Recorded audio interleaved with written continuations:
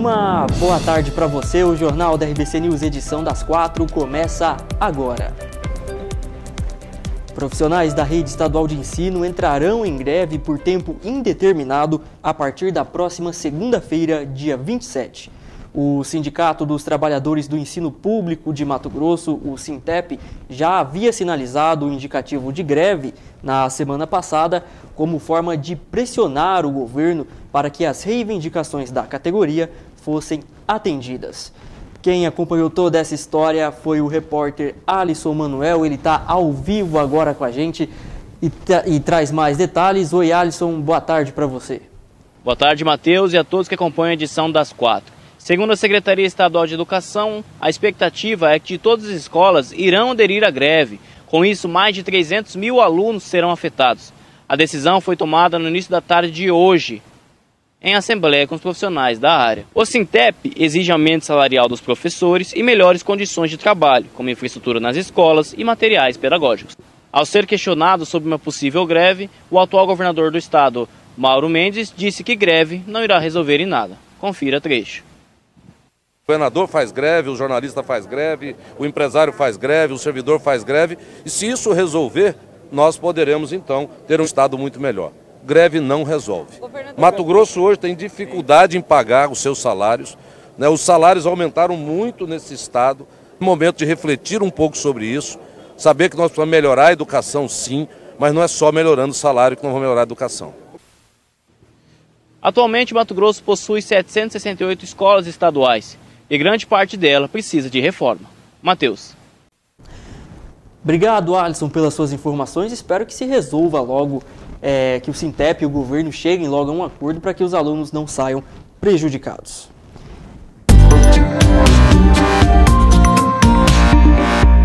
Hora de falar de economia. Cresceu o número de famílias endividadas em Cuiabá. É o que mostra um levantamento da Confederação Nacional do Comércio, Bens, Serviços e Turismo.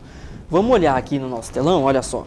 De janeiro a abril de 2019, houve um aumento de 5,5% no número de famílias com algum tipo de dívida. Para 69,5% das famílias, o cartão de crédito é o principal vilão causador da inadimplência. Ele é seguido dos carnês, que aparecem com 34,2%, e por último, o financiamento de veículos aparece com 8,6%. E para quem está endividado, a Serasa está realizando nesta semana um mutirão de renegociação. O chamado caminhão itinerante estará estacionado na Praça Ipiranga, no centro aqui de Cuiabá, até o dia 1º de junho. E o consumidor que for até o caminhão itinerante, além de consultar o score e o CPF, vai poder conferir uma novidade este ano. Mais cedo, a nossa equipe conversou com o gerente da Serasa, que deu mais detalhes sobre essa novidade. Então, o consumidor que vem até aqui o caminhão, além de ele receber a consulta no CPF, onde ele consegue saber se ele tem alguma anotação, se o nome dele está negativado, se ele tem alguma participação em falência, protesto, cheque sem fundo, ele consegue também fazer renegociação de dívida. Então, a gente tem uma plataforma que se chama Limpa Nome e, através dessa plataforma, o consumidor consegue obter descontos de até 90% de desconto, onde ele já sai daqui do caminhão com o boleto na mão. Só reforçando, o caminhão itinerante da Serasa ficará estacionado na Praça da República até o dia 1º de junho, das 8 da manhã até as 6 da tarde. E tem muitos outros assuntos ainda nessa edição. Você vai ver o horror da violência contra menores. No primeiro trimestre deste ano, a capital de Mato Grosso registrou 52 ocorrências de estupro contra crianças e adolescentes. Após 17 anos sem licitar o transporte coletivo, a Prefeitura de Cuiabá lançou nesta semana o edital de abertura da licitação. E hoje é segunda-feira, dia da nossa coluna Direito Trabalhista. Nós vamos falar sobre acidentes no local de emprego. Vamos conversar ao vivo com a juíza do trabalho, Graziele de Lima, que vai tirar as dúvidas dos funcionários em relação a esses acidentes. Você tem dúvida? Manda a sua pergunta pra gente pela hashtag edição16 nas redes sociais. Tem também o nosso site r5.com.br/rbcnews, ou se preferir a nossa central de atendimento, o telefone é o 65 3028-2884. O custo é de uma ligação local de qualquer lugar do estado. O que importa é a sua participação. A gente vai fazer um intervalo bem rapidinho. Já já eu tô de volta com todos esses assuntos para você. Até já!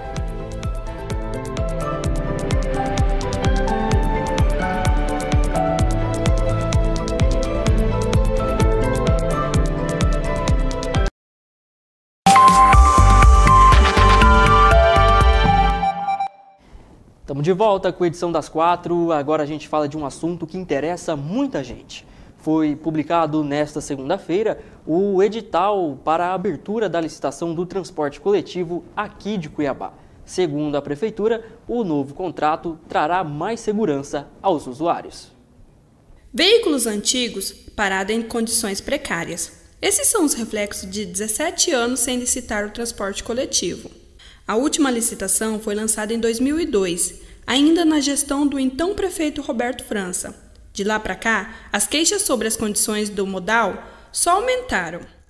Só vem lotado, nunca vou sentadas, bem cansado do serviço, ônibus velho, estragado. Alguns são novos, alguns são velhos. Agora, 17 anos depois, a Prefeitura publicou, nesta segunda-feira, o edital de abertura para a nova licitação.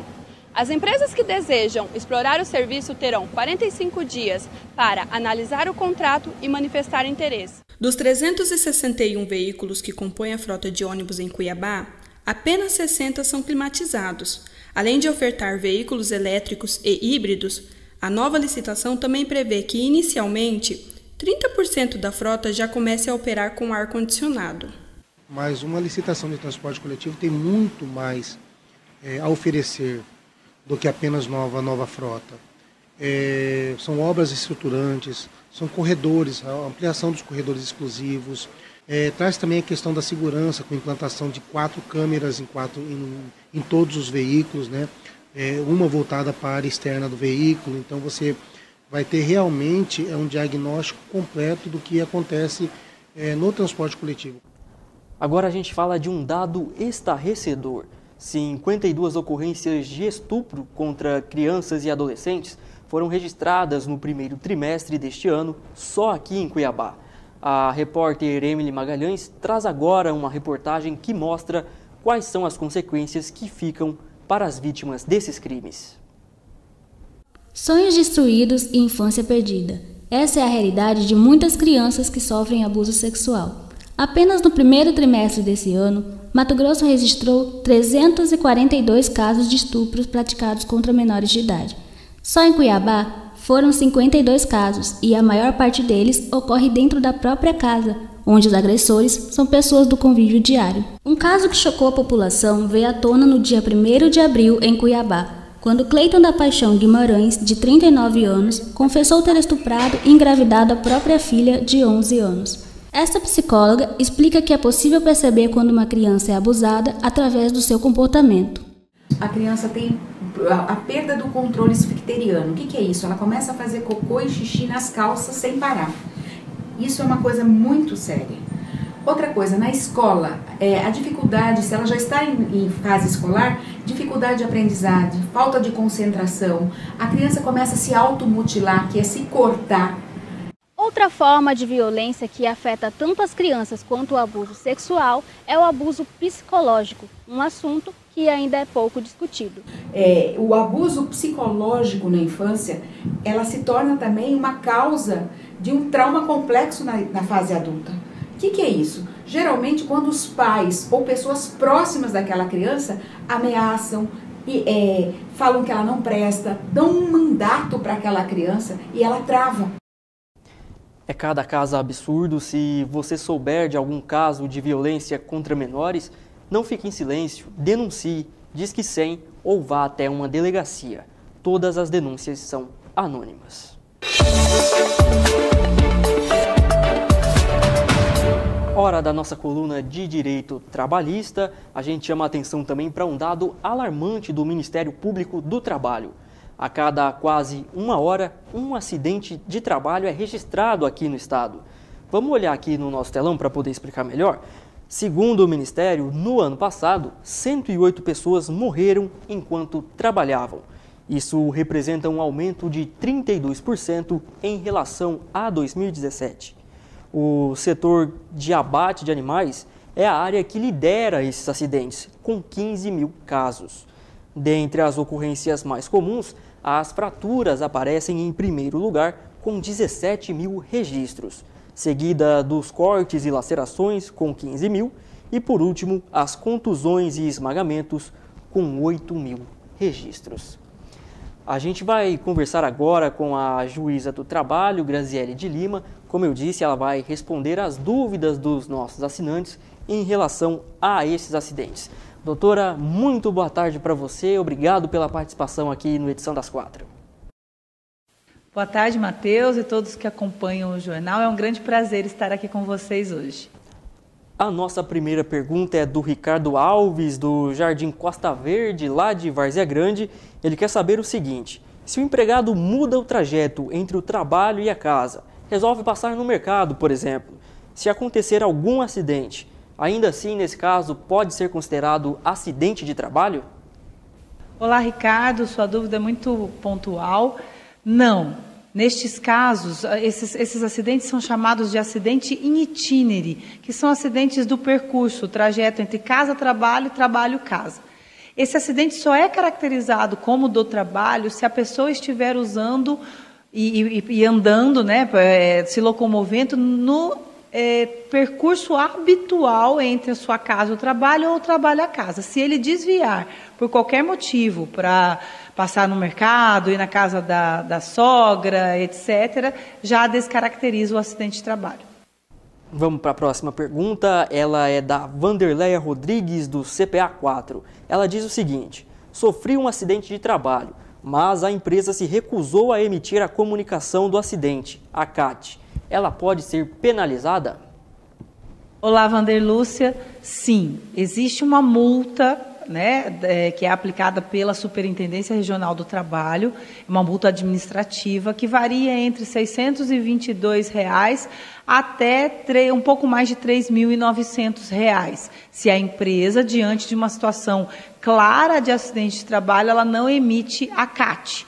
Agora, o que o trabalhador pode fazer, ele não precisa ficar dependendo da empresa. Ele pode, ele mesmo, pedir a emissão da CAT, o sindicato pode emitir e até o médico que lhe atendeu pode fazer a emissão da CAT. Doutora, nós recebemos inúmeras perguntas aqui dos nossos assinantes, mas por conta do tempo, é óbvio, a gente não vai conseguir responder todas, mas a gente te manda ela por e-mail e depois encaminha de volta até o nosso assinante. Muito obrigado pela sua participação aqui na Edição das 4. Uma ótima tarde para você. Vamos fazer mais um intervalo bem rapidinho. Na volta tem esporte. O Felipe Miranda vai trazer ao vivo as informações do Cuiabá na Série B do Brasileirão. O time enfrentou a Ponte Preta nesse fim de semana, mas o resultado não foi nada animador. Daqui a pouquinho eu estou de volta.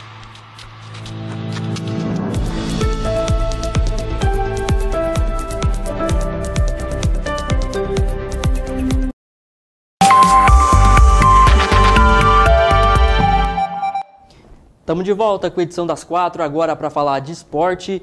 O Cuiabá enfrentou no fim de semana passado a Ponte Preta na Arena Pantanal, aqui em Cuiabá. Mas o resultado da partida não foi nada animador. Vamos chamar o Felipe Miranda, ele está ao vivo lá no CT do Dourado, acompanhou o jogo, tem todas as informações para a gente. Oi Felipe, boa tarde para você. Boa tarde, Matheus. Pois é, o Cuiabá jogou neste sábado aqui na Arena Pantanal contra a Ponte Preta. Infelizmente, o resultado não foi nada agradável para o torcedor que esteve presente. A Ponte Preta ganhou aqui por 3-1, resultado esse que derruba o time mato-grossense na tabela. Agora o Cuiabá ocupa a 10ª posição do campeonato, né? Somando apenas 8 pontos na competição. Vamos conferir um pouco a partida como foi? O Cuiabá abriu o placar aos 19 minutos do primeiro tempo. Após cobrança do escanteio, Matheus Pato aproveitou o desvio e bateu para o fundo do gol. A Ponte Preta empatou logo depois. Aos 23 minutos, Rafael Longini aproveitou o passe de Abner para deixar tudo igual. Na etapa final, os visitantes viraram o jogo. Em bonita jogada pela linha de fundo, Marquinhos encontrou o companheiro Camilo dentro da área, que só teve o trabalho de empurrar para as redes. O banho de água fria veio aos 33 minutos. Alex Maranhão, de falta, colocou a bola no ângulo, sem chances para o goleiro Vitor. Cuiabá 1, Ponte Preta 3. Você acabou de conferir como foi a partida, né, os gols. Mais cedo a nossa equipe esteve presente na coletiva. O lateral esquerdo, Alex Juan, falou um pouco sobre a derrota do Cuiabá para a Ponte Preta e o que a equipe projeta para estes 2 últimos jogos antes da pausa da Copa América. Vamos conferir um pouco da entrevista do que ele disse? Vai ter jogos que a gente vai finalizar 17, acertar 16 e errar 1. Como você disse, finalizou, acertou 2 ao alvo do gol. É partida, acho que a gente não estava numa tarde tão bem. A gente esperava assim, sair com resultado positivo, mas infelizmente a gente não conseguiu. É trabalhar, cara. Acho que tudo isso vem de trabalho, através de trabalho. O Cuiabá enfrenta agora, nesta sexta-feira, o Londrina, lá no Paraná, no Estádio do Café, às 6h15. O duelo é válido pela 7ª rodada do Brasileirão na Série B.